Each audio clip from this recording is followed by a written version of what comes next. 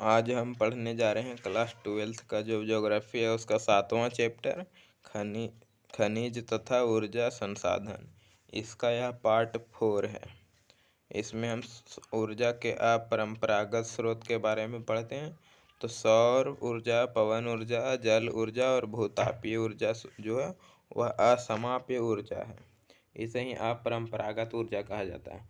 सौर ऊर्जा कभी खत्म नहीं होता है, जो कभी खत्म नहीं होते हैं, जिसका दोबारा उपयोग किया जा सकता है, उसे अपरंपरागत ऊर्जा के स्रोत कहा जाता है।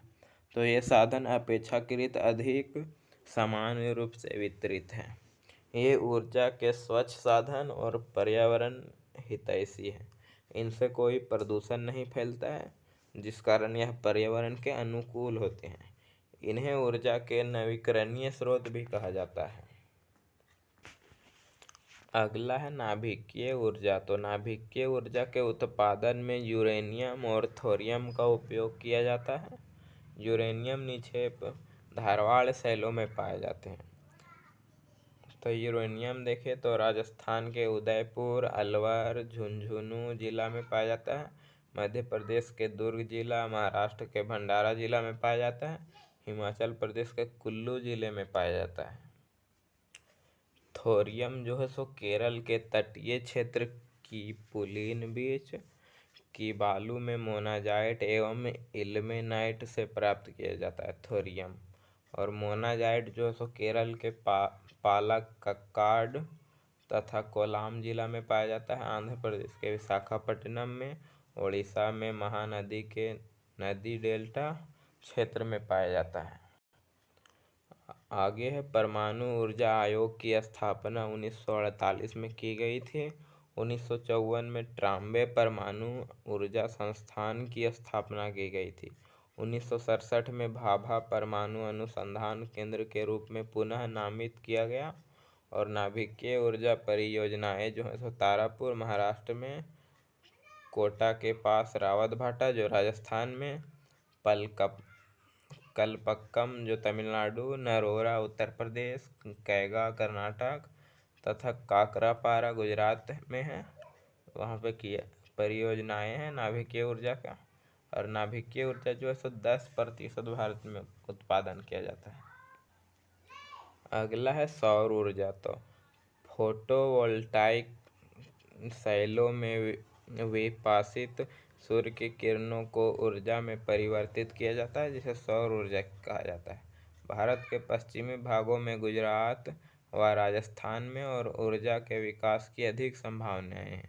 जो गुजरात और राजस्थान है वहाँ सौर ऊर्जा का उत्पादन का संभावना ज़्यादा है।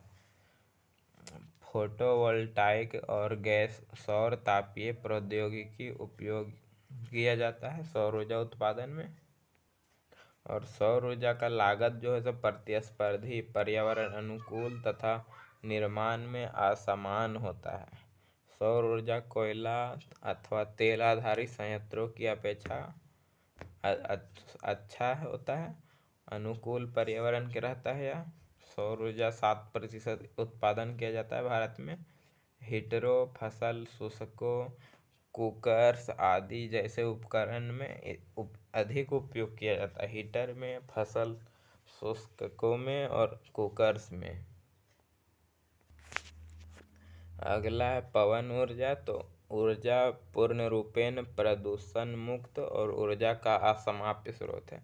जो पवन ऊर्जा है वह प्रदूषण मुक्त है, अनुकूल है पर्यावरण के, और ऊर्जा का असमाप्य स्रोत है। कभी भी पवन खत्म नहीं होगा तो ऊर्जा उत्पादन होता रहेगा। पवन की गतिज ऊर्जा को टरबाइन के माध्यम से विद्युत ऊर्जा में बदला जाता है। जो पवन की गतिज ऊर्जा होती है उसे टरबाइन के द्वारा विद्युत ऊर्जा में परिवर्तित किया जाता है। स्थानीय हवाओं, स्थलीय और जलीय पवनों को भी विद्युत पैदा करने के लिए उपयुक्त किया जाता है। जो स्थानीय हवा चलती है, स्थलीय और जलीय पवन, उससे भी विद्युत ऊर्जा का उत्पादन किया जाता है। पवन ऊर्जा के लिए राजस्थान, गुजरात, महाराष्ट्र तथा कर्नाटक में अनुकूल परिस्थितियां विद्यमान हैं। अगला है ज्वारीय तथा तरंग ऊर्जा। तो महासागरीय धाराएं ऊर्जा का अपरिमित भंडार गृह है।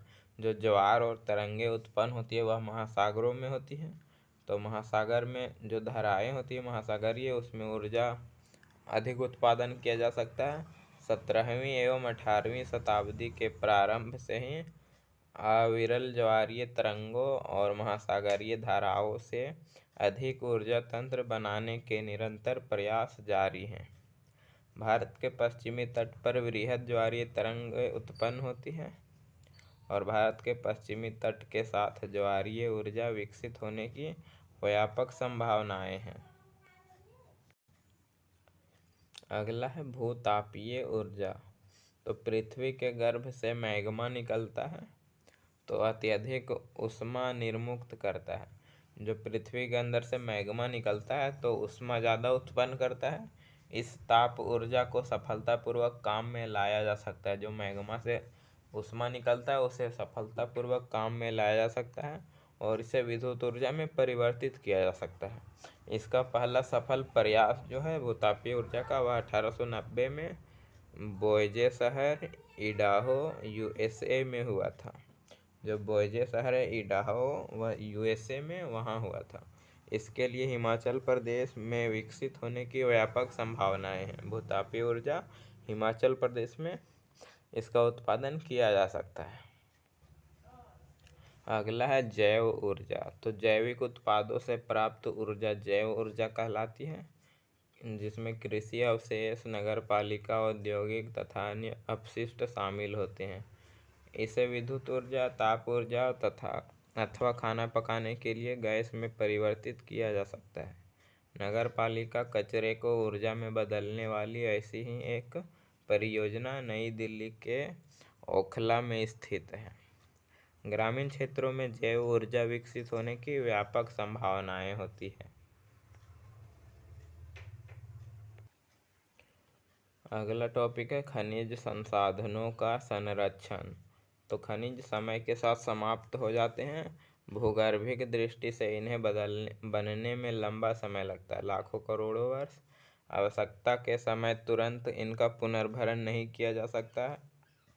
सतत पोषणीय विकास तथा आर्थिक विकास के लिए खनिजों का संरक्षण करना आवश्यक हो जाता है, ताकि भावी पीढ़ी, जो आने वाली पीढ़ी है, वो सब भी इसका उपयोग कर सके। अगला टॉपिक है संरक्षण की विधियाँ। तो इसके लिए ऊर्जा के वैकल्पिक स्रोतों जैसे सौर ऊर्जा, पवन ऊर्जा, तरंग ऊर्जा व भूतापीय ऊर्जा के असमापित स्रोतों का प्रयोग करना चाहिए, ताकि ऊर्जा की बचत हो सके। धात्विक खनिजों में छाजन धातुओं के उपयोग तथा धातुओं के पुनर्चक्रण पर बल देना चाहिए, यानी कि जो धातु का दोबारा प्रयोग किया जा सकता है उसे दोबारा करना चाहिए। अति अल्प खनिजों के लिए प्रतिस्थापनों का उपयोग भी खनिजों के संरक्षण में सहायक होता है। सामरिक व अति अल्प खनिजों के निर्यात को भी घटाना चाहिए। सबसे उचित तरीका है खनिजों का सूझबूझ से तथा मितव्ययता से प्रयोग करना है, ताकि वर्तमान आरक्षित भंडारों का लंबे समय तक प्रयोग किया जा सके। तो पूरा चैप्टर हमारा ख़त्म हो गया। धन्यवाद।